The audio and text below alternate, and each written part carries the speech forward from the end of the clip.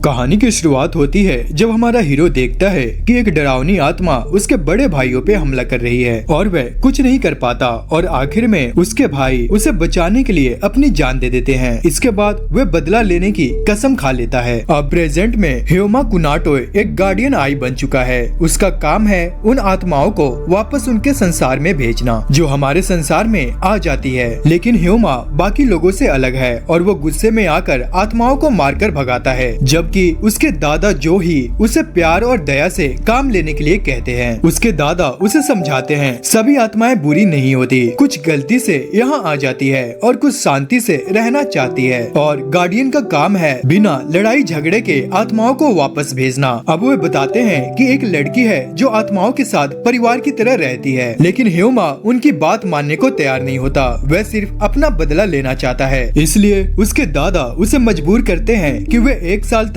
उस लड़की के साथ रहे। अगर वो ऐसा नहीं करेगा तो उसकी गार्डियन आई की लाइसेंस छीन ली जाएगी और वह बदला भी नहीं ले पाएगा। अब ह्योमा के पास और कोई चारा नहीं होता, इसलिए वह इस नए सफर पर निकल पड़ता है। दूसरी तरफ हम देखते हैं कि आत्माएं भी हमारे हीरो की तरह दूसरी आत्माओं को अंडरवर्ल्ड में भेजते हैं, यानी कि परलोक में। यह उनके लिए इंसानों की दुनिया में रहने की शर्तों में से एक था। अब जब ह्योमा उस जगह पर पहुंचा तो सबसे पहले 2 आत्माओं ने उसका स्वागत किया।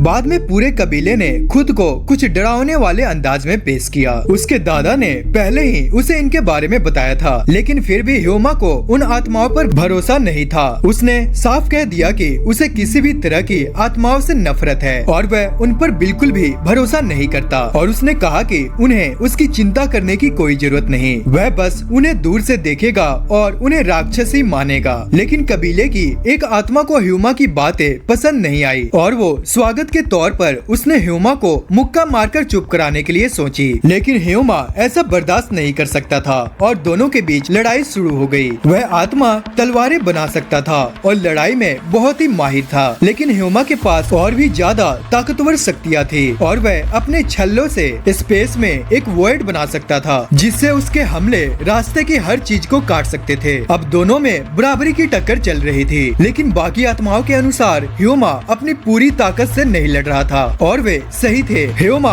अपने हमलों को रोक रहा था, नहीं तो वो आसानी से जीत सकता था। और तलवार चलाने वाले इस योद्धा का नाम नागी था। लेकिन जैसे ही लड़ाई और रोमांचक होने लगी तभी आत्माओं के मालिक के आने की खबर मिली जो इन झगड़ों को रोकने वाले थे। अब इससे पहले कि मामला सुलझता, कबीले की बाकी आत्माओं ने भी ह्योमा पर हमला कर दिया। इससे ह्योमा का उन पर भरोसा और भी कम हो गया। अब थोड़ी देर बाद वह महान टीचर वहाँ पहुँचे जो इन आत्माओं के कबीलों का नेतृत्व करते थे। लेकिन तब तक ह्योमा जमीन पर गिरा हुआ था और उसे वहीं से अपना इंट्रोडक्शन देना पड़ा। अब जब ह्योमा पूरी तरह से ठीक हो गया तब हमें बोटेन के बारे घर में वह रह सकता है। दूसरी तरफ ह्योमा ने अपना असली काम समझाया। उसने बताया कि वह एक गार्डियन आई है और उनके पास जो शक्ति है वह guardian deity of the east और टिकोयो की दुनिया से आती है। लेकिन ह्योमा ने गलती से एक बात कह दी। उसने बोटेन को उस आत्माओं से सावधान रहने के लिए कहा जिनके साथ वह रहती थी। अब ये सुनकर बोटेन को बहुत बुरा लगा क्योंकि वह उन आत्माओं को नौकर नहीं बल्कि अपना परिवार मानती थी। उसने ह्योमा को चेतावनी दी कि अगर वह 3 दिनों में जितना ह्योमा ने सोचा था, नागी ने उसे एक मौका दिया कि वह अपना भरोसा जीत सके। नागी ने ह्योमा को अपनी एक मिशन पर साथ चलने के लिए कहा। अब ह्योमा के पास और कोई रास्ता नहीं था, इसलिए वह मान गया। रास्ता और वह था बदला। जब वे मिशन की जगह पहुँचे तो वहाँ एक आत्मा मिली जो कपड़ों को कंट्रोल कर सकती थी। दोनों ने उसे काबू में करने के लिए लड़ाई शुरू कर दिया। इसी दौरान ह्योमा ने नागी को दिखाया कि भले ही वह उस पर पूरी तरह से भरोसा ना करे, लेकिन उसकी ताकत पर उसे भरोसा है। अब लड़ाई वक्त ह्योमा ने नागी को बताया कि वह आत्माओं से इतनी नफरत क्यों करता है। उसने बताया कि ने उसके भाइयों की जान ले ली थी और तभी से उसका सिर्फ एक ही मकसद था और वह था उस आत्मा को खत्म करना। अब ये सुनकर नागी ने ह्यूमा की भावनाओं को समझा, लेकिन बाकी आत्माओं का भरोसा जीतना अभी भी बाकी था। इसलिए ह्यूमा उनके साथ और मिशन करने लगा। एक दिन जब वे इंस्पेक्शन कर रहे थे तो उन्हें वहाँ एक शांत आत्मा मिली, लेकिन जब उसे पता चला कि उसकी जांच नगात्सुकी बोटेन के कबीलों द्वारा की जा रही है तो वह घबरा गई और उसने उन पर हमला कर दिया। और ह्यूमा ने जल्दी से अपने साथियों को बचाया और आत्मा को काबू में कर लिया। लेकिन जब ह्यूमा उसे खत्म करने वाला था तब आत्मा ने उससे कहा कि उसने सुना था कि बोटेन का कबीला आत्माओं का शिकार करता है और उसे डर था कि अगला शिकार वही होगी। और यहीं पर ह्यूमा को एहसास हुआ कि हर आत्मा बुरी नहीं होती और उसने अपनी तलवार रोक ली और उसे खत्म नहीं किया। और ह्यूमा ने अपनी बदले की आग को रोककर जरूरतमंदों की मदद की और इस वजह से 2 और आत्माओं का भरोसा जीत लिया। अब बोटेन को भी महसूस होने लगा कि शायद ह्यूमा उतना बुरा नहीं है जितना उसने सोचा था। अब वह बाकी आत्माओं के साथ घुलने मिलने की कोशिश करता था, लेकिन हर रात ह्यूमा को अपने भाइयों की कब्रिस्तान में मौत के बुरे सपने आते थे। ऐसा लग रहा था जैसे उसके भाई अपनी पुरानी हथियारों की ताकत उसे सौंप रहे हैं। अब कुछ दिनों बाद ह्यूमा ने लगभग पूरे कबीलों की आत्माओं के सिग्नेचर हासिल कर लिए थे, जो अब उसे पसंद करने लगे थे। यू नाम की आत्मा बाकी थी, जो सबसे ज्यादा गंभीर थी और ह्यूमा से सबसे ज्यादा नफरत करती थी। दूसरी तरफ एक गैंग भी था जो बोटेन के कबीलों से नफरत करता था और वे उन्हें गद्दार मानते थे क्योंकि वे अपनी जाति की आत्माओं को शिकार बनाते थे। इसलिए वे कबीले पर हमला करने की प्लानिंग बना रहे थे। और इसी बीच ह्यूमा और यू एक मिशन पर गए, लेकिन यू को ह्यूमा पर बिल्कुल भरोसा नहीं था और उसने उसे दखल देने भी नहीं दिया, खासकर क्योंकि ह्यूमा पहले ही देर से पहुंचा था। अब यू का सिग्नेचर लेने के लिए ह्यूमा को उसे ड्यूल में हराना था और इसलिए दोनों के बीच ही मुकाबला शुरू हुआ। लेकिन इस बार ह्यूमा ने अपने तरीके बदलने का फैसला किया और वह अपने दादा की सलाह मानते हुए लड़ाई से बचना चाहता था। उसने सिर्फ हमले को डॉज किया और उसे समझाने की कोशिश की, लेकिन यह उसकी सबसे बड़ी गलती थी। यू ने उसे कोई भी दया नहीं दिखाई और ह्यूमा को जमकर पीटना शुरू कर दिया। तभी वही गैंग वहाँ आ गया जो पहले से ही बोटेन के कबीले से बदला लेने के फिराक में था। ह्यूमा उनकी चाल में फंस गया और वह कुछ देर के लिए लाचार हो गया, लेकिन किस्मत से बाकी आत्माओं को पता चल गया और वे तुरंत ही मदद के लिए पहुंच गए। अब असली खेल शुरू हुआ। अब गैंग ने सबसे कमजोर सदस्य पर हमला करने की प्लानिंग बनाई और वह था ह्यूमा। अब कबीले के बाकी लोग उसे बचाने की कोशिश कर रहे थे, लेकिन जल्द ही उन्हें समझ में आ गया कि गैंग इंसानों पर हमला करने से नहीं हिचकिचाते, मतलब कि वे पहले भी ऐसा कर चुके थे। गैंग के लीडर ने अपनी इस घिनौनी हरकत को कबूल कर लिया और यहाँ पर उसने अपनी सबसे बड़ी गलती कर दी। अब ह्यूमा गुस्से से आग बबूला हो गया और उसने जैसे ही ये बात सुनी उसने अपनी पूरी जोर लगाकर खुद को छुड़ाया और अब असली लड़ाई शुरू होने वाली थी। अब ह्यूमा ने अपनी काबिलियत साबित कर दी और वह उनसे आजाद हो गया जिनसे आत्माएं तक खुद को नहीं छुड़ा पाई थी। इसके बाद उसने आत्माओं को मारना शुरू कर दिया।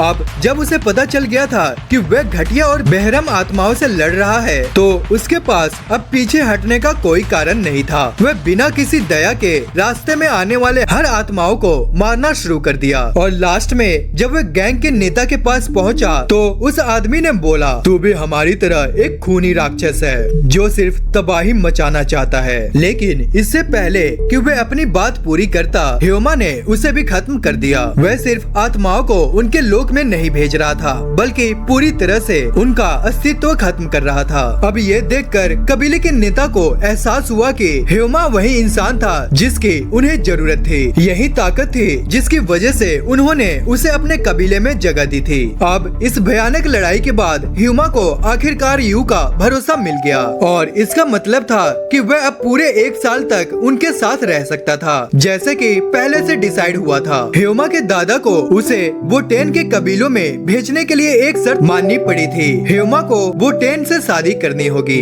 अब जब कबीले ने देख लिया कि लड़का वाकई ताकतवर और काबिल है तो वो इस सच को सबको बताना चाहते थे और बोटेन को ये बात बिल्कुल पसंद नहीं आया। लेकिन कबीले के कुछ आत्माएं जो शादी से जुड़े सामानों पर कब्जा किए हुए थे किसी मजबूत और भरोसेमंद इंसान को ढूंढना चाहते थे ताकि अगर वह खत्म हो जाए तो बोटेन सुरक्षित रहे। अब ह्यूमा भी इस शादी के लिए तैयार नहीं था, लेकिन उसने हमेशा की की तरह कूल अंदाज में कहा, मैं तुम्हें और तुम्हारे कबीले को और अच्छे से देखूंगा और फिर फैसला लूंगा। और उसने यह भी कहा कि शादी जरूरी नहीं है, बोटेन की सुरक्षा उसकी गार्डियन आई होने के नाते उसकी जिम्मेदारी है। लेकिन उसके ऐसा बोलने से बोटेन थोड़ी निराश हो गई। अब जब यूनिवर्सिटी जा रही थी तभी एक आत्मा ने अचानक उस पर हमला कर दिया और वह आत्मा बोटेन के पूरे कबीले से नफरत करती थी और उसने उसे खत्म करने की ठान ली थी। लेकिन इससे पहले कि स्थिति बिगड़ती, ह्योमा वहाँ पर पहुँच गया। असल में वह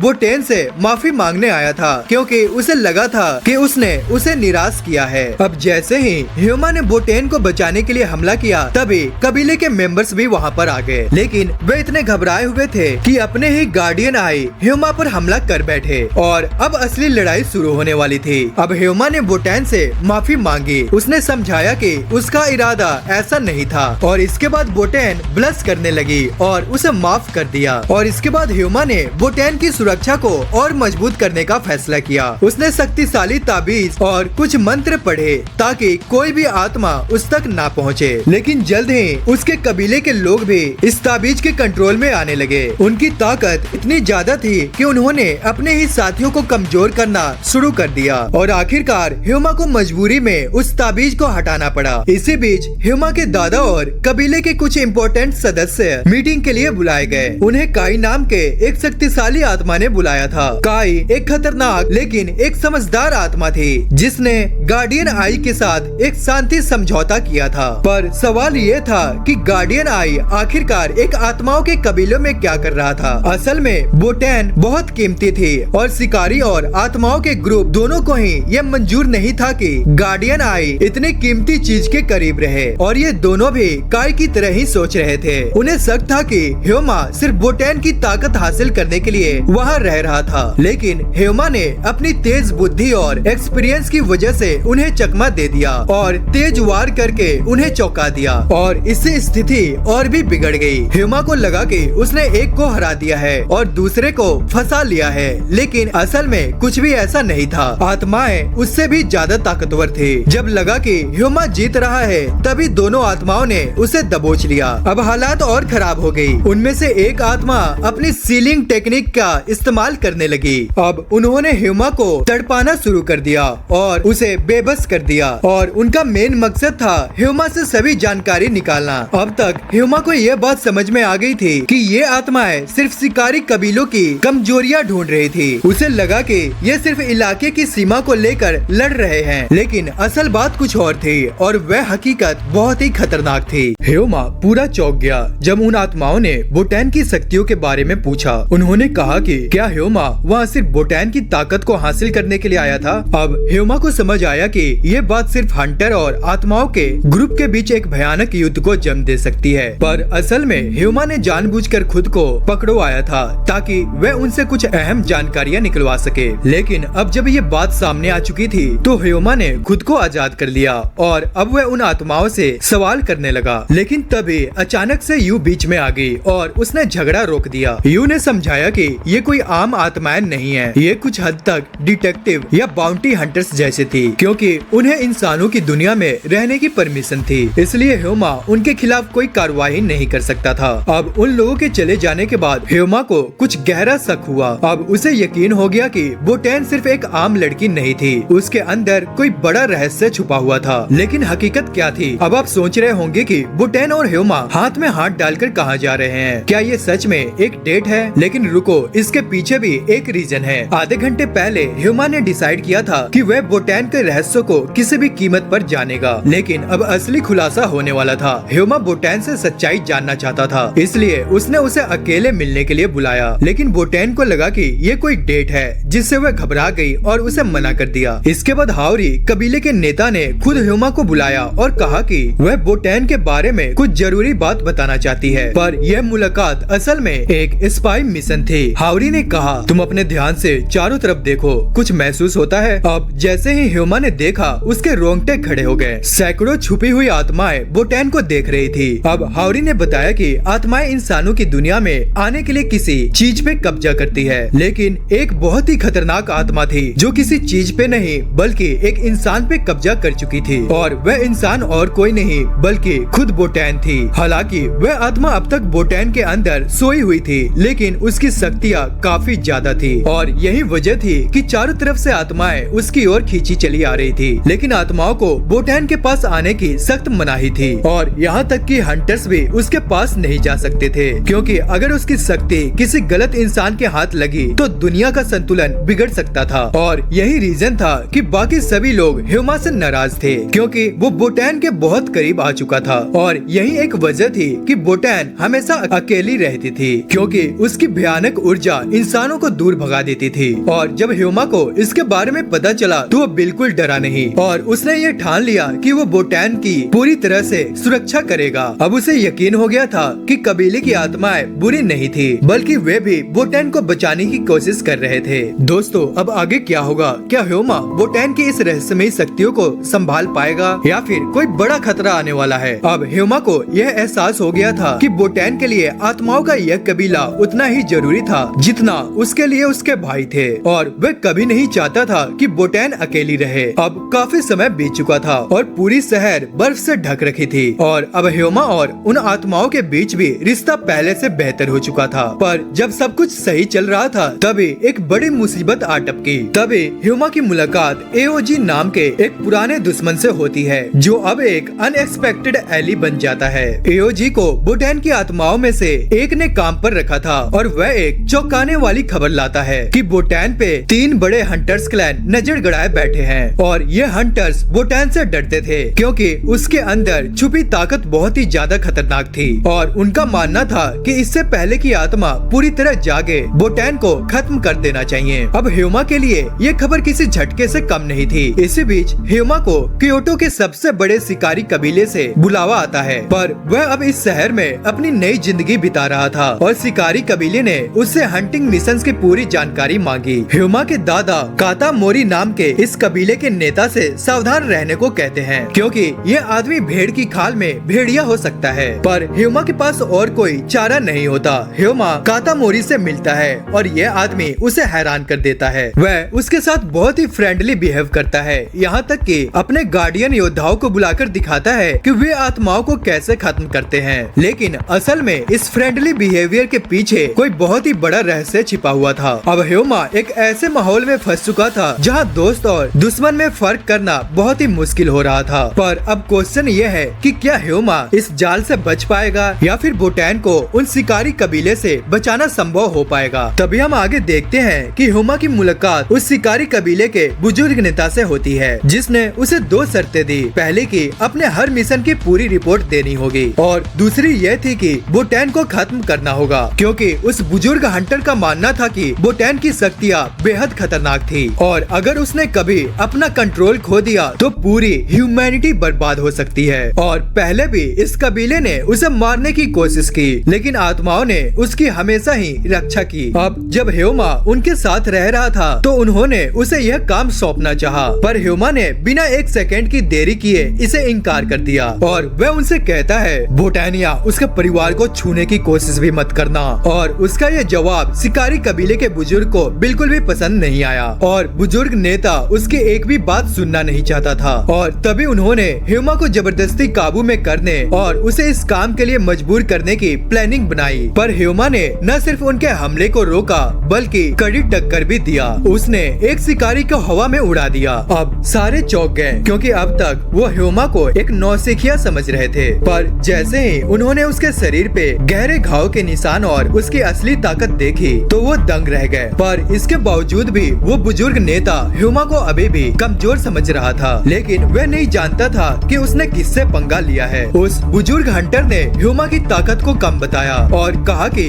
गांव में किए गए कारनामे इस शहर की असली शक्ति के सामने कुछ भी नहीं, और इसका फर्क दिखाने के लिए उसने कई आत्माओं को तावीजों से कंट्रोल करके उन्हें छोड़ दिया और यही उसकी सबसे बड़ी गलती थी। और इसके बाद ह्यूमा ने अपनी असली डीमन पावर को जगाया और अपने हथियारों की मदद से उन सभी आत्माओं को चुटकियों में ही खत्म कर दिया। उसकी तेज और खतरनाक फाइटिंग स्किल को देखकर सभी हैरान के हैरान रह गए, खासकर वो बुजुर्ग हंटर की बेटी तुत्सुबाकी। इसके बाद उस लड़की ने लड़ाई में हिस्सा लेने से मना कर दिया, क्योंकि वो बस ह्यूमा की असली पावर्स को देखना चाहती थी। इसी बीच कबीले के कुछ मेंबर्स को ह्यूमा की दादा से चौंकाने वाली बातें पता चली। हेमा ने केवल 12 साल की उम्र में ही शिकारी बनकर अपनी पहली बड़ी आत्मा को हराया था और ये कोई आम आत्मा नहीं थी, बल्कि हाल के टाइम की सबसे ताकतवर टाइल्स की आत्मा थी। और सभी ये सोचकर दंग रह गए कि बदले की आग इंसान को कितनी दूर तक ले जा सकती है। और इसके बाद जब बुजुर्ग शिकारी के सारे ताबीज काम करना बंद कर दिए तो उसने एक नीच चाल चली और उसने एक मासूम आत्मा को हेमा के खिलाफ कर दिया। और यह वही आत्मा थी जिससे हेमा कुछ समय पहले मिला था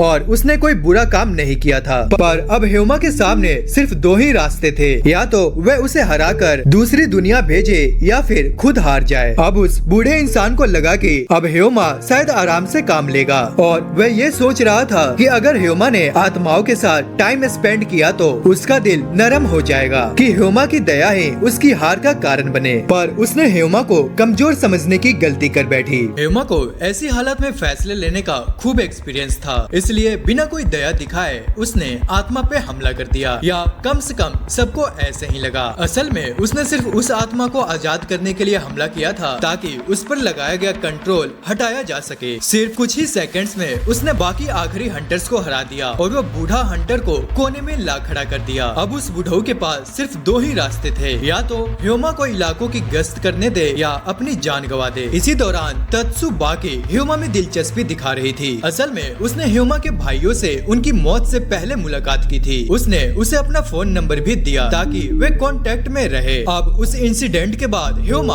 उस आत्मा को नागात्सुकी परिवार के घर ले गया। हालांकि बोटेन को इस पर कुछ अजीब शक होने लगा कि हेमा बाहर क्या कर रहा था, लेकिन गलतफहमी दूर होने के बाद बोटेन और हेमा ने मिलकर उस औरत को असली जगह पर छोड़ दिया। अब वापस लौटकर हेमा ने बोटेन को बताया कि उसे पहले से ही उसकी असली सच्चाई पता थी और बोटेन के अंदर मौजूद वो रहस्यमयी आत्मा की बात वो जान चुका था। लेकिन उसने बोटेन को भरोसा दिलाया कि जब तक वो गार्डियन आई है उसे किसी चीज की चिंता करने की कोई जरूरत नहीं है। इसी दौरान हेमा ने अपने अतीत की वो दर्दनाक कहानी भी बताई कि कैसे उसने अपने भाइयों को खोया और बदले की आग में वो हंटर्स बन गया। इधर आत्माएं और ज्यादा पक्की हो गई कि हेमा ही बोटेन के लिए सबसे सही पति होगा। इसी बीच शिकारी ग्रुप को एक नई मुसीबत का सामना करना पड़ा। प्राचीन तायू कबीले के शिकारी एक भयंकर आत्मा गिरोह से जूझ रहे थे और ये वही आत्माएं थी जिन्होंने यातना देने वाले औजारों को अपने कब्जे में लिया था। इनका सफाया करने में पहले कई ग्रुप्स को मिलकर लड़ना पड़ा था, इसलिए इस बार कमेटी ने हेमा और यू को वहाँ पर भेजा। लेकिन ये दोनों दोस्त बिल्कुल तेल और पानी की तरह थे, मतलब एकदम अलग। यू ने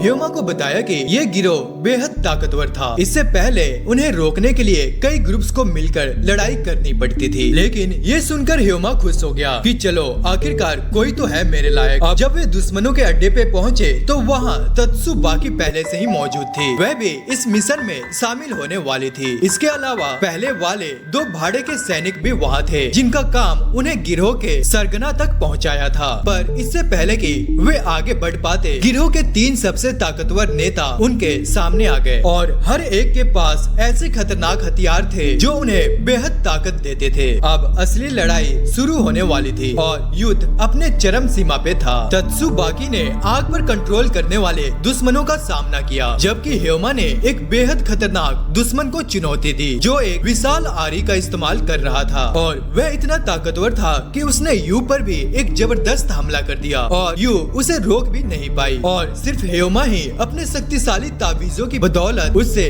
बराबरी की टक्कर ले पा रहा था। अब जब आरी वाला सरगना हेमा से हारता दिखा तो उसने अपनी आत्मा को हथियार से जोड़ लिया। अब वह और भी ज्यादा खतरनाक रूप में बदल चुका था। अब इस नई मुसीबत का सामना करने के लिए हेमा और यू को मिलकर लड़ना पड़ा। यू ने एक जोरदार हमला किया और हेमा ने इसी मौके का फायदा उठाकर एक आखिरी वार किया और आखिरकार वो डीमन स्पिरिट का अंत हो गया। और मिशन खत्म होने के बाद तत्सुबाकी ने हेमा को एक चौंकाने वाली बात बताई। उसने बताया कि वह पहले से ही उसके भाइयों से मिल चुकी थी और वह उनसे बहुत ही ज्यादा इम्प्रेस थी और उनके जैसी ताकत पाने के लिए एक खतरनाक आत्मा जो छतरी में समा चुकी थी का पीछा कर रही थी। तत्सुबाकी ने हेमा को अपने कबीले में शामिल होने का प्रस्ताव दिया ताकि वह उस आत्मा के बारे में ज्यादा से ज्यादा जानकारी इकट्ठा कर सके। अब यू जो यह बातचीत सुन रहा था उसे लगा कि हेमा को यह प्रस्ताव एक्सेप्ट नहीं करना चाहिए और तत्सुबाकी का कबीला हंटर्स को सिर्फ औजारों की तरह इस्तेमाल करने के लिए बदनाम था। लेकिन यू को भरोसा था कि ह्यूमा के अंदर मौजूद अंधकार एक दिन उसे एक्सेप्ट करने के लिए मजबूर कर देगा। हालांकि ह्यूमा ने इसे साफ इनकार कर दिया और वह आत्माओं के कबीले में रहकर ही अपनी जर्नी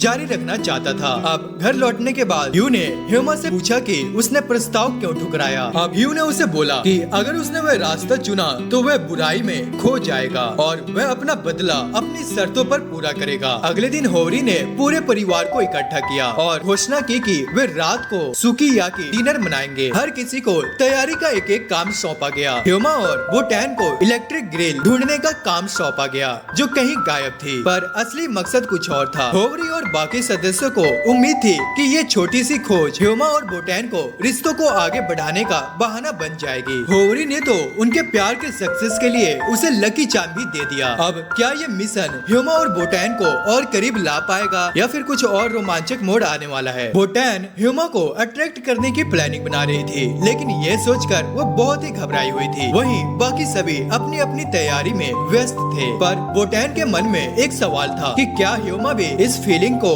महसूस कर रहा था या फिर क्या वह इस बारे में कुछ सोच भी रहा है। इसी दौरान ह्यूमा को जमीन पर होवरी की दी हुई लेटर मिली जो बोटैन के पास थी। उसे पढ़कर ह्यूमा ने कोई ज्यादा इंटरेस्ट नहीं दिखाया और बोला मुझे इसकी चिंता करने की जरूरत नहीं। और बोटैन ये सुनकर चौंक गई। वह इस कोल्ड रिप्लाई से संतुष्ट नहीं थी और उसकी फीलिंग्स जानना चाहती थी। बोटैन ने सच्चाई जानने की पूरी कोशिश की, लेकिन इसी दौरान दोनों एक दूसरे से टकरा गए। ह्यूमा पहली बार ब्लश करने लगी और शर्म की वजह से उसके गाल भी लाल पड़ गए। आखिरकार दोनों ही अपनी फीलिंग्स छिपा नहीं सके और रात होते ही सबने मिलकर खूब शानदार खाना खाया और बहुत एंजॉय किया। इसके बाद ह्यूमा ने बोटैन से कहा कि नगात्सुकी परिवार उसे अपने भाइयों की याद दिलाता है। उसने यह भी माना कि बोटैन के पास एक अद्भुत परिवार है। और कुछ दिनों बाद ह्यूमा को एक स्पेशल हंटिंग अपैरल स्टोर से इनविटेशन मिला, क्योंकि आमतौर पर हंटर सुरक्षा कवच पहनते हैं ताकि चोटों से बचा जा सके, लेकिन ह्यूमा हमेशा बिना किसी सुरक्षा से लड़ता था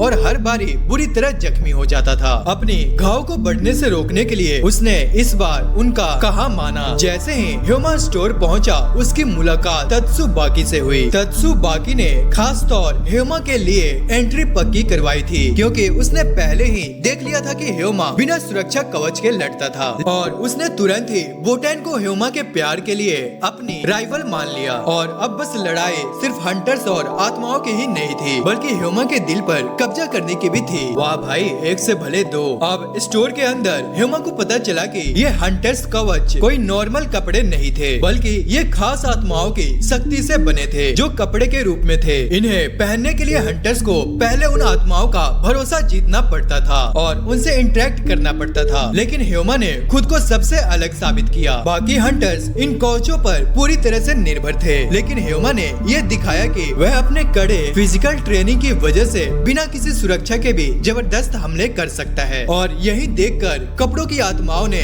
उसे एक्सेप्ट कर लिया और ह्यूमा को नया शिकारी कवच भी मिल गया। अब ह्यूमा पहले से भी ज्यादा ताकतवर और खतरनाक बन चुका था। अब क्या बोटैन और तत्सुबाकी के बीच कोई रोमांटिक जंग शुरू होगी? क्या ह्यूमा का नया कवच उसे और भी ज्यादा ताकतवर बनाएगा? और आगे कौन सी नई मुसीबत आने वाली है? ह्यूमा ने अपनी ताकत को साबित कर दिया और जादुई कपड़े अब उसकी रक्षा करने के लिए तैयार थे। कपड़ों ने उसे अपना योग्य धारक मान लिया, जिससे उसकी लड़ाई की शक्ति और भी ज्यादा बढ़ गई। इसी बीच तत्सुबाकी ने बोटैन को चेतावनी दी, अगर तुमने ध्यान नहीं दिया तो मैं ह्यूमा को तुमसे छीन लूंगी, समझी ना? अब बोटैन को यह सुनकर हल्का जलन तो महसूस हुआ, लेकिन उसने इसे नजरअंदाज करने की कोशिश की। अब ह्यूमा बोटैन का इंतजार कर रहा था, तभी अचानक काई वहाँ आ थमका। काई को ह्यूमा की असली ताकत जानती थी, इसलिए उसने उसे लड़ाई के लिए चेतावनी दी। और उसके साथ इत्सुकी नाम की एक लड़की भी थी, जिसने एक शक्तिशाली बैरियर बना दिया ताकि कोई उनकी लड़ाई में दखल ना दे सके। अब ह्यूमा ने बिना समय गवाए तुरंत ही हमला कर दिया, लेकिन उनकी पावर्स में बहुत ही ज्यादा डिफरेंस था। काई अब तक का सबसे ताकतवर आत्मा निकला, जिससे ह्यूमा का सामना हुआ था। उसकी ताकतवर कवच ने उसे कई शक्तियाँ दी थी, जिससे ह्यूमा के लिए लड़ाई और भी ज्यादा मुश्किल हो गई थी। काई ने ह्यूमा का मजाक उड़ाया और कहा कि क्या तुम्हें सच में लगता है कि तुम उस भूत को हरा सकते हो जिसने तुम्हारे भाइयों को मारा था इतने कमजोर ताकत के साथ? और ये सुनकर ह्यूमा बहुत ही आग बबूला हो गया। अब उसे समझ में आ गया कि काई को उस स्पेक्टर के बारे में जानकारी थी, जिसने उसके परिवार को बर्बाद कर दिया। अब ह्यूमा गुस्से में आकर एक डीमन की तरह टूट पड़ा और पूरी ताकत से उस पे हमला किया। उसने काई को पहली बार चोट पहुंचाई, लेकिन काई की ताकत अभी भी बहुत ज्यादा थी। उसने कुछ ही पलों में उसने ह्योमा को फिर से दबोच लिया और उसे लाचार कर दिया। इसी दौरान कबीले के आत्माओं ने काई की मौजूदगी को महसूस कर लिया और बीच में कूद पड़ी। अब काई लड़ाई जारी रखना चाहता था, लेकिन उसके साथ ही इत्सुकी पहले ही पकड़ में आ चुकी थी।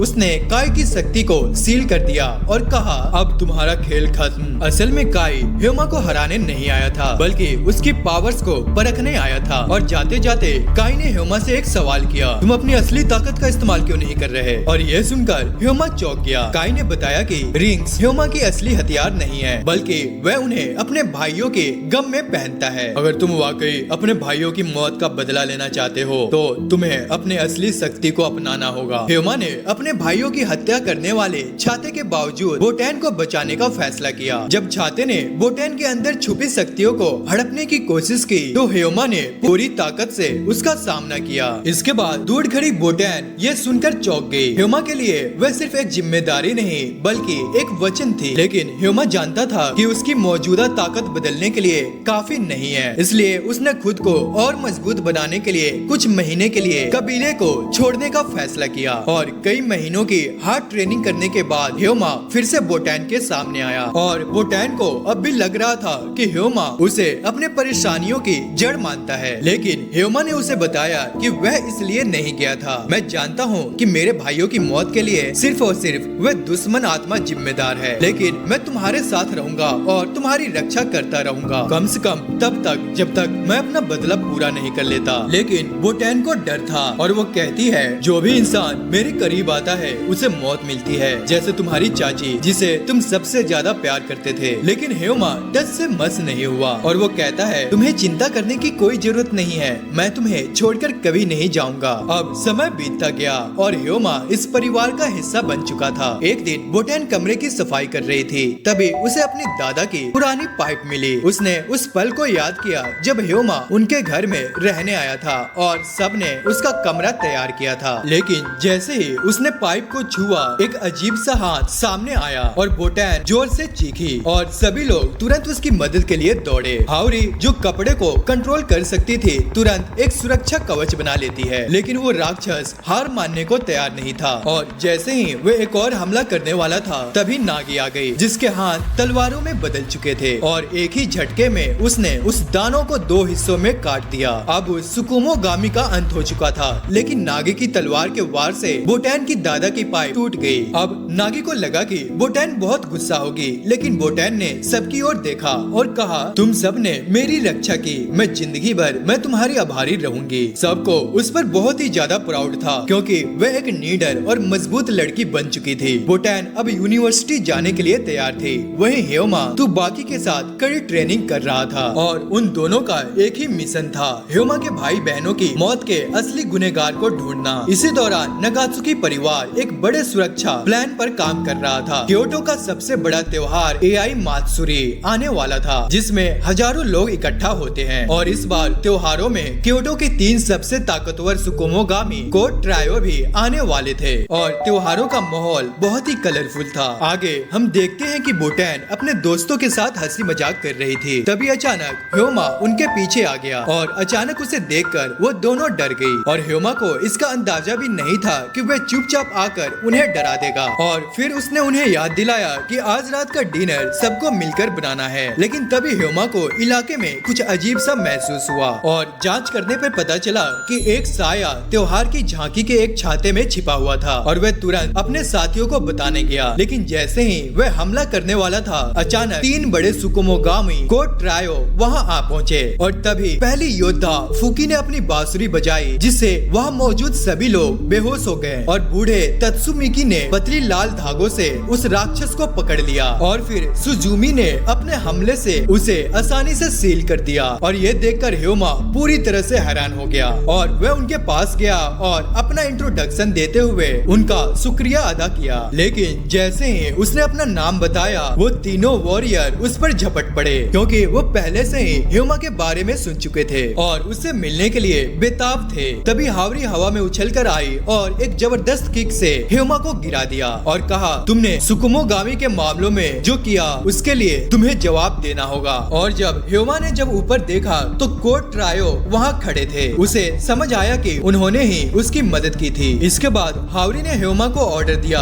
कि वे तुरंत श्री कादोरी को रिपोर्ट करे, लेकिन उसका ट्रांसमीटर खराब था और रेडियो सिग्नल नहीं मिल रहा था। और वह पास की सड़क पर गया और तभी उसकी नजर एक अजीब छाते पे पड़ी और इसी छाता को देखकर उसे अपने भाई बहनों की दर्दनाक मौत याद आ गई। यही वो छाता था जिस दिन उसके भाई बहनों ने उसे पहली बार सुकुमोगामी के खिलाफ लड़ाई देखने बुलाया था, लेकिन उस दिन वे एक खतरनाक जाल में फंस गए थे। एक राक्षस ने गार्डियन आइज की सभी टेक्निक्स को बेअसर कर दिया था और ह्योमा सिर्फ देखता रह गया और उसने अपने भाई बहनों को बेरहमी से मरता देखा। और अब ठीक उसके सामने वही छाता पड़ा था और जैसे ही उसने उसे ध्यान से देखा उसे एक मिस्टीरियस स्पिरिट दिखाई दी। उसने ह्योमा को बहुत ही डरावने अंदाज से देखा। क्या ये वही दानव आत्मा थी जिसने उसके भाई बहनों को मारा था, या क्या ह्योमा बदला लेने के लिए तैयार है? और त्योहारों की रौनक के बीच खतरों का नया दौर शुरू हो चुका था। त्योहार के दिन सभी लोग जश्न का आनंद ले रहे थे, जिसमें ह्योमा भी शामिल था और स्टेज पे एक शानदार परफॉर्मेंस हो रही थी। तभी कगामी उसके पास आई और उसे याद दिलाया कि उन्होंने पूरा दिन साथ बिताने का वादा किया था और दोनों ने पार्क में सैर की और एक इटालियन रेस्टोरेंट में खाना भी खाया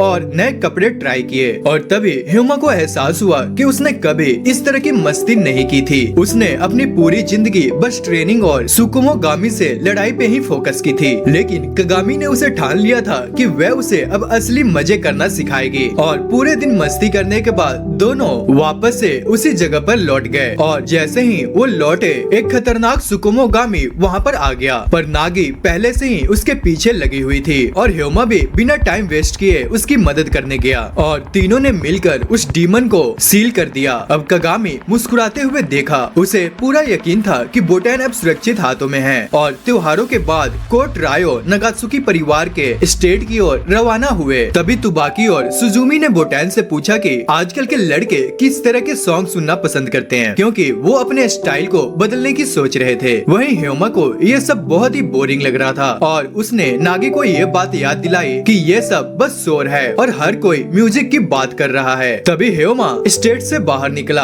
और रास्ते में चलते चलते बोटैन के कुछ दोस्तों से टकरा गया और लड़कियों ने उसे घेर लिया और जबरदस्ती उससे सवाल पूछने लगी और बेचारा ह्योमा बुरी तरह से फंस गया। लेकिन तभी एक लड़की वहाँ पे आई और उसे वहाँ से निकाला। इसी बीच क्योटो के सुकुमोगामी नेता और नागात्सुकी परिवार आमने सामने आ चुके थे और वे नागात्सुकी परिवार से पूरी तरह से नाराज थे और उन्होंने उन पर आरोप लगाया कि परिवार ने उनकी बनाई हुई कानून का उल्लंघन किया है। और उन्होंने पूछा, आखिरकार तुम लोग इन लड़कों की जबरदस्ती शादी करवाने पे क्यों अड़े हो? पर सबको शक था कि असली मकसद कुछ और ही है और ये सच में बोटैन के अंदर छिपे रहस्यमय इंस्पेक्टर को फंसाने की प्लानिंग थी। और उन्होंने याद दिलाया कि बोटैन की चाची के मौत के बाद वे एक बार अपने अंदर के अंधकार को कंट्रोल नहीं कर पाई थी और अब वे हमेशा अच्छाई और बुराई के बीच झूल रही थी। और क्या नागात्सुकी फैमिली ह्योमा का इस्तेमाल कर रहा था ताकि बोटैन को इंसान के रूप में उसे खुशी मिल सके और उसके अंदर के राक्षस को हमेशा के लिए सील किया जा सके, क्योंकि बोटैन का परिवार ब्राइडल आइटम से बना था। उन्हें लगा कि ये शादी ही उनका असली कर्तव्य है और इस फैसले के पीछे किसी का सिक्स सेंस भी काम कर रहा था। पर क्या ये सच में ह्योमा और बोटैन की शादी की साजिश थी, या फिर क्या ह्योमा को इस खेल का हिस्सा बनाया जा रहा था, या फिर इसके पीछे कुछ और ही बड़ा रहस्य छिपा हुआ था? और इसके बाद वो बुजुर्ग औरत ने ये अनाउंस किया कि ह्योमा एक अच्छा जीवन साथी बनने पर खरा उतरता है, लेकिन सावधान भी किया कि अगर नियम तोड़े गए तो इससे सिर्फ तबाही ही होगी। हालांकि इसके बाद होरी ने साफ कह दिया कि अगर जरूरत पड़ी तो वो किसी भी हद तक लड़ेंगे। तभी क्योटो के तत्सुकुमोगामी ने अचानक संगीत बजाना शुरू कर दिया और नागात्सुकी परिवार के नेता घबरा गए और उन्हें लगा कि ये किसी हमले की शुरुआत है, लेकिन असली मकसद कुछ और था। तत्सुकुमोगामी बस ये जानना चाहते थे कि उनकी डाउट सही थी या नहीं और उस बुजुर्ग औरत ने कहा कि वे तब तक विरोध नहीं करेंगे जब तक कोई उनकी प्लानिंग में दखल न दे। और बैठक का असली कारण एक खतरनाक तत्सुकुमोगामी के बारे में बात करना था जिसे हाल में ही शहर में देखा गया था। और ह्योमा को तुरंत एहसास हुआ कि वे उसी राक्षस के बारे में बात कर रहे थे जिसे उसने कुछ दिन पहले देखा था। और अगले कुछ दिनों में बोटैन अपने दोस्तों के साथ यूनिवर्सिटी में बिजी थी और उनका एक क्लब था जिसके लिए उन्हें किसी मजबूत आदमी की जरूरत थी। और उसके बाद बोटैन ने ह्योमा को बुलाया और वह तुरंत ही उसके मदद के लिए तैयार हो गया। लेकिन जैसे ही ह्योमा यूनिवर्सिटी पहुंचा, सिक्योरिटी गार्ड्स ने उसे गिरफ्तार कर लिया और गार्ड्स को लगा कि वह कोई अपराधी है। हालांकि बोटैन के आने पे यह गलतफहमी दूर तो हो गई, लेकिन और इसके बाद बोटैन के दोस्तों ने उसका वेलकम किया और उसे चाय भी ऑफर की। लेकिन तभी लड़कियों ने ह्योमा से बोटैन के साथ उसके रिश्तों पे क्वेश्चंस पूछने शुरू कर दिए और बेचारा ह्योमा घबरा गया और वो वहाँ से भाग निकला। और बोटैन को इस बात पर बहुत गुस्सा आया और रास्ते में उसके दोस्तों ने समझाया कि वे बस ह्योमा को जानना चाहते थे, लेकिन बोटैन इस पर कुछ सोच रही थी। तभी बोटैन को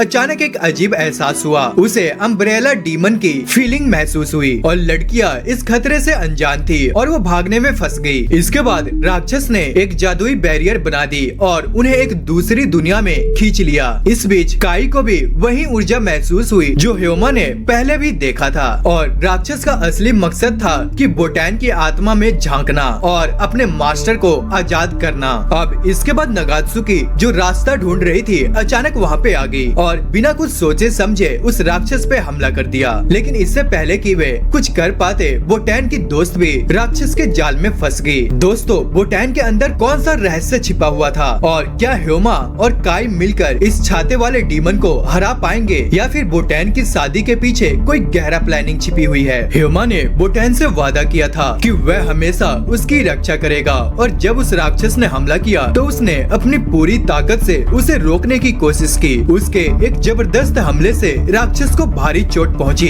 लेकिन वह जल्द ही खुद को ठीक कर लिया। फिर उसने ह्योमा को वार्निंग दी कि वह तीनों लड़कियों की रक्षा कैसे करेगा। उसी समय फूकी अपने शक्तिशाली बांसुरी के साथ वहाँ पहुँचा और उसने ह्योमा से कहा कि वह लड़कियों की रक्षा की चिंता ना करे, बल्कि पूरी ताकत से राक्षस से लड़े। और राक्षस इस लड़ाई को लेकर बहुत ही ज्यादा एक्साइटेड था क्योंकि वह अपने भाई बहनों की मौत का बदला लेना चाहता था। अब ह्योमा इस लड़ाई को लेकर बहुत ही ज्यादा एक्साइटेड था क्योंकि वह अपने भाई बहनों की मौत का बदला लेना चाहता था। हालांकि ह्योमा जानता था कि यह राक्षस बहुत ही ज्यादा डेंजर है, लेकिन उसे अब भी शक था कि क्या ये वही राक्षस था जिसने उसके भाइयों को मारा था, क्योंकि इसका रंग रूप उसके बचपन की यादों से अलग था। उसे अपने गुस्सों पर काबू रखकर सोच समझकर लड़ाई करनी थी। तभी दुश्मन ने अपने शक्तिशाली हथियारों को बुलाया और बैरियर को सोख लिया। अब ह्योमा को लगा कि राक्षस भागने की कोशिश कर रहा है, तो उसने उसे वार्निंग दी कि वह उसे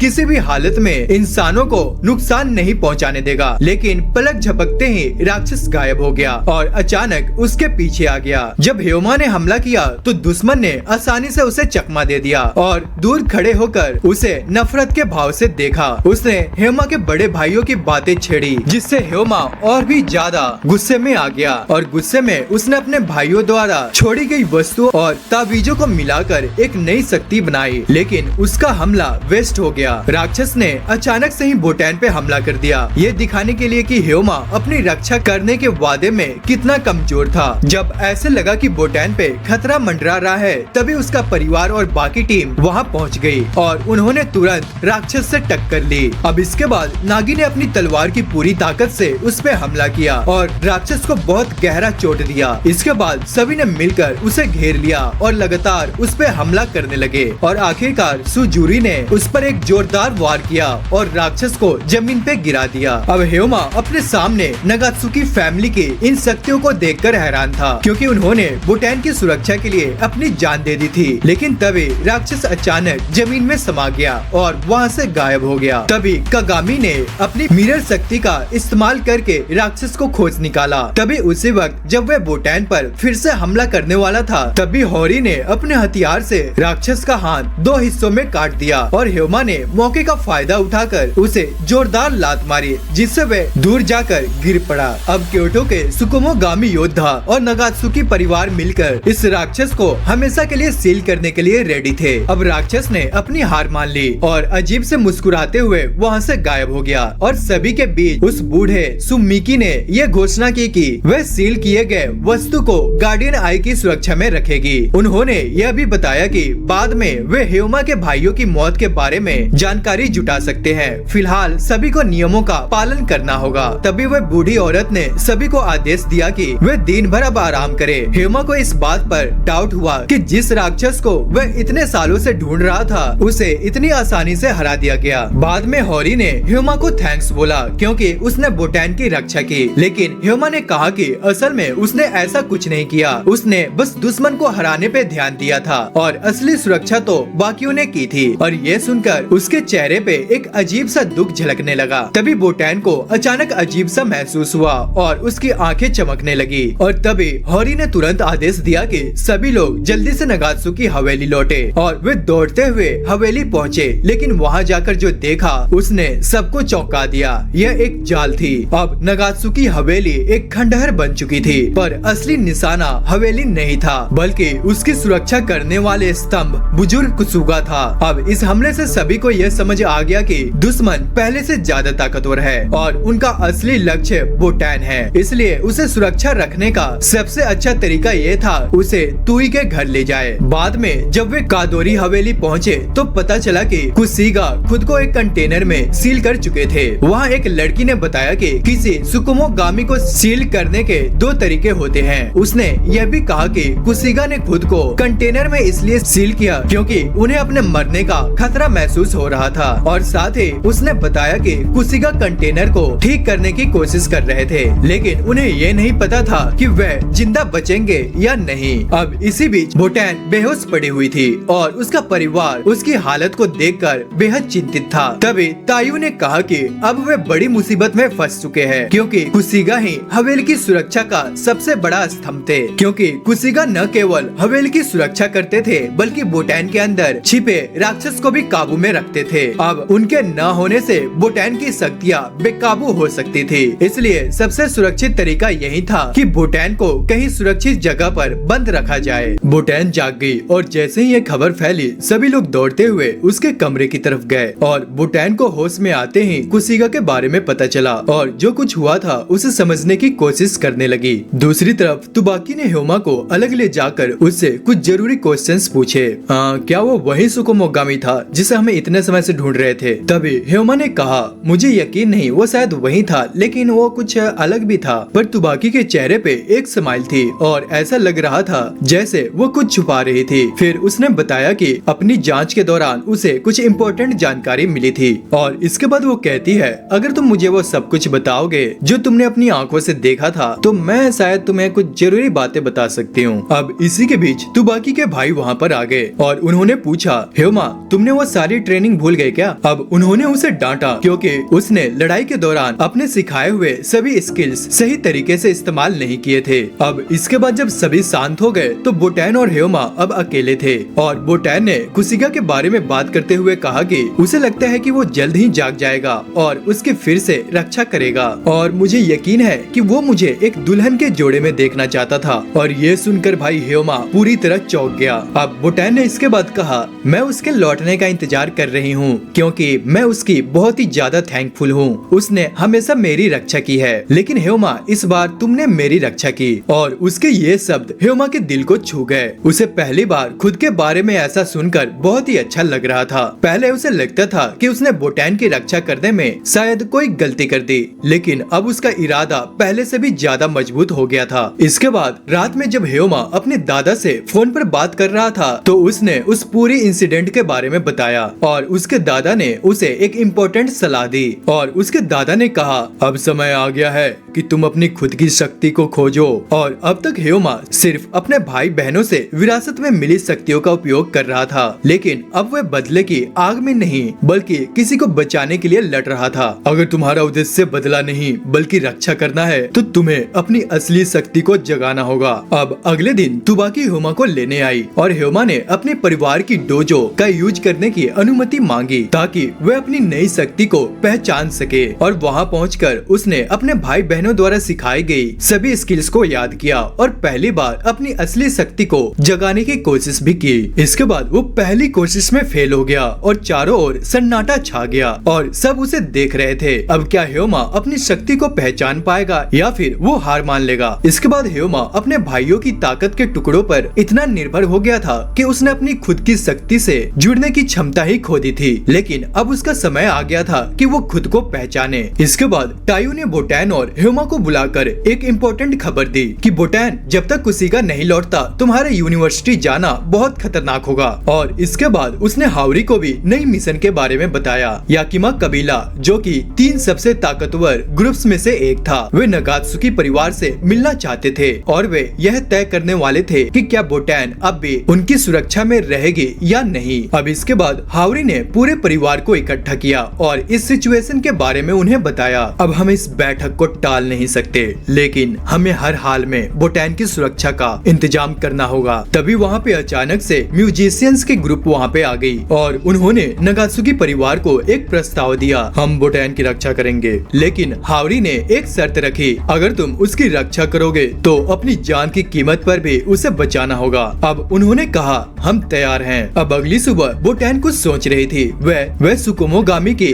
कई बातों को याद कर रही थी और अपने अंदर छिपी डीमन से डर रही थी। उसने टायू से पूछे हुए सवालों को याद किया। आखिर छाते वाले इंस्पेक्टर ने ऐसा क्यों किया? टायू ने उसे बताया था कि यह सब तभी शुरू हुआ था जब उसे उसके रिश्तेदारों ने अगवा कर लिया था और उसके माता पिता की एक एक्सीडेंट में मौत हो गई। लेकिन बोटैन को उस दिन के बारे में कुछ भी याद नहीं था। इसके बाद टायू ने उसे समझाया कि उसके भूलने की एक वजह थी। तुम पूरी इंसान नहीं हो बोटैन, उस दिन तुमने अपने अंदर के डीमन को कंट्रोल दे दिया था। अभी ये सुनकर बोटैन का दिल दहल गया। क्या मैंने उन्हें मार दिया? लेकिन टायू ने उन्हें बताया कि जब वे उसे बचाने पहुँचे तो उन्होंने एक अजीब सी रोशनी देखी। हमारे सारे सुकुमोगामी तुम्हारे सामने घुटनों के बल झुक गए थे, जैसे उनके सामने कोई और नया लीडर आ गया हो। इसके बाद तुबाकी ने पूछा, क्या वही रोशनी छाते वाले इंस्पेक्टर के जागने की असली वजह थी? टायू ने कहा, हाँ हो सकता है, लेकिन पूरी सच्चाई अभी भी एक मिस्ट्री थी। इसके बाद बोटैन अपने रूम में बैठी हुई डरी हुई थी,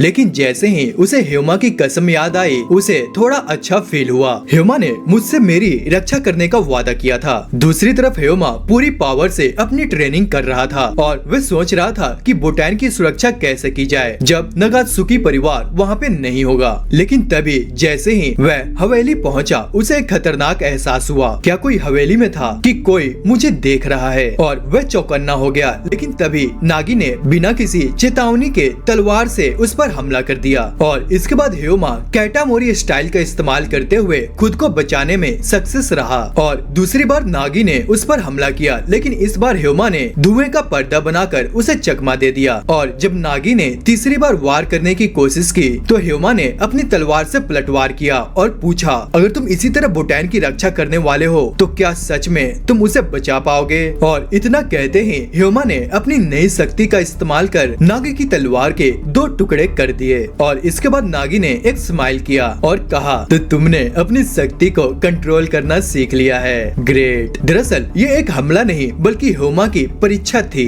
और इसके बाद हेयोमा ने कसम खाई कि मैं बोटैन की रक्षा आखिरी दम तक करता रहूंगा। और रात में नगात्सुकी परिवार बोटैन से विदा लेकर टोक्यो के लिए निकल पड़े और वे याकिमा परिवार से मिलने जा रहे थे। लेकिन इस बैठक नतीजा अभी भी कुछ पता नहीं था। उधर दूसरी तरफ टायू के ऑफिस में एक गंभीर बात चल रही थी। कुछ लोग बोटैन को बहुत ही खतरनाक मानते थे और उसे सील करने की प्लानिंग बना रहे थे। लेकिन टायू ने उन्हें कहा, फिलहाल हम कोई कदम नहीं उठाएंगे। हालांकि वहाँ मौजूद लोग अब भी बोटैन से डरे हुए थे, लेकिन बोटैन शांत थी। मैं यहाँ तब तक मदद करूंगी जब तक मेरी जरूरत है, उसने मुस्कुराते हुए कहा। और इसके बाद नगात्सुकी परिवार की कार तेजी से टोक्यो की ओर बढ़ी। हालांकि उनमें से ज्यादातर लोग बैठक को लेकर चिंतित थे, सिर्फ कागामी को छोड़कर। अब इसके बाद हावरी ने सबको शांत रहने के लिए कहा, हमें ये नहीं पता है कि वे हमें कैसे एक्सेप्ट करेंगे। लेकिन तभी एक विशाल इंस्पेक्टर पूरी ताकत से उनकी कार पे झपट पड़ा। दूसरी तरफ बोटैन लगातार नए लोगों से मिल रही थी। वे ऑफिस में सौदे तय कर रही थी, फेवर्स एक्सेप्ट कर रही थी और विजिटर्स भेंट के रूप में उसे खाना दे रहे थे। अब हेयोमा और सुमाकी ने यह सब देखा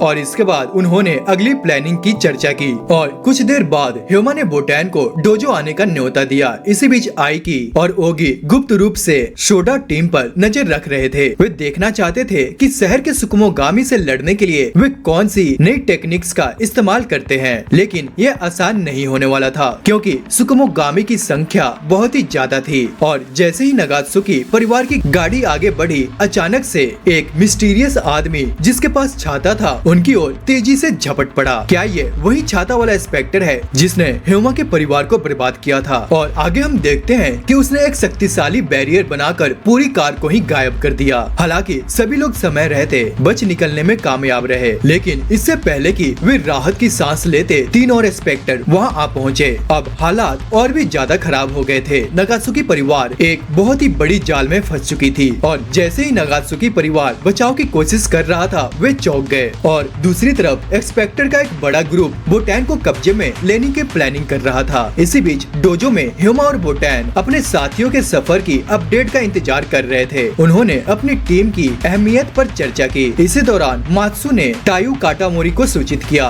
कि सुकुमोगामी ज्यादा विरोध नहीं कर रहे, यह अजीब लग रहा है। और कुछ देर सोचने के बाद उन्हें एक भयानक सच्चाई का एहसास हुआ। ये इंस्पेक्टर हमले के लिए नहीं बल्कि ध्यान भटकाने के लिए भेजे गए थे। अब ये साफ हो गया कि ब्यूरो पेपर अम्ब्रेला इंस्पेक्टर के साथ मिलकर काम कर रहा था। इसी बीच ह्यूमा और बोटैन पर भी हमला कर दिया गया। अब इसके बाद दुश्मन ने प्रस्ताव रखा, अगर तुम बोटैन को हमारे हवाले कर दो तो हम लड़ाई से बच सकते हैं। इसके बाद तायु ने बोटैन की रक्षा करने का फैसला किया, भले ही उसने उनके जीवन में कितने भी मुश्किलें क्यों न आई हो। हम बोटैन को दुश्मन के हवाले नहीं करेंगे। लेकिन यह जवाब सुजुमी के लिए एक्सेप्टेबल नहीं था। अब हालात और भी ज्यादा बिगड़ते जा रहे थे। तायु के पास एक बड़ा दांव था। सुजुमी और उसके साथी बोटैन की सही लोकेशन नहीं जानते थे, लेकिन तभी टीम ने एक चौंकाने वाली सच्चाई खोजी। पहले जिन सुकुमोगामी को हरा दिया गया था वे अब फुकी नामक दुश्मन के कंट्रोल में थे और वह एक बांसुरी से उन्हें कंट्रोल कर रहा है। और अब ये लड़ाई बहुत ही ज्यादा मुश्किल होने वाली थी। अब बोटैन और ह्यूमा भी अब गंभीर मुसीबत में थे। उन पर सुमाबी ने हमला किया था, जो अपनी पूरी ताकत झोंक कर उन्हें रोकने की कोशिश कर रहा था। अब इसके बाद ह्यूमा को यह समझ आ गया था कि यह दुश्मन उन्हें कमजोर करने की प्लानिंग बना चुका था। और इसके बाद वो कहता है, बोटैन अपने कान को ढक लो। ह्यूमा जानता था कि सुमुकी की शक्तियाँ बेहद खतरनाक थी, लेकिन इसी बीच ह्यूमा बुरी तरह से घायल हो गया और अब उसे तेजी से बचकर वहाँ से निकलना था। हालांकि ह्यूमा ने बचाने की पूरी कोशिश की, लेकिन उनके दुश्मन उन पर लगातार हमला करते रहे और संख्या में कम होने के बावजूद ह्यूमा ने एक विशाल चट्टान सूर पर गिरा दी। लेकिन लड़ाई अभी भी खत्म नहीं हुई थी। सुबाकी ने पूरी ताकत से उन्हें रोकने की कोशिश की, जिससे भगाना लगभग असंभव हो चुका था। तभी वहाँ पे एक इंसिडेंट हुई। सागु, जो अब तक अपनी ताकत छुपाए हुई थी, एक झटके में ही एक विशाल चट्टान को तोड़ देती है और अपनी असली ताकत को सामने लाती है। अब इसके बाद ह्यूमा, जो पूरी तरह से घायल था, फिर भी बाण को सौंपने से इनकार कर देता है और उसकी यह हिम्मत देखकर सुबाकी एक और घातक हमला करती है,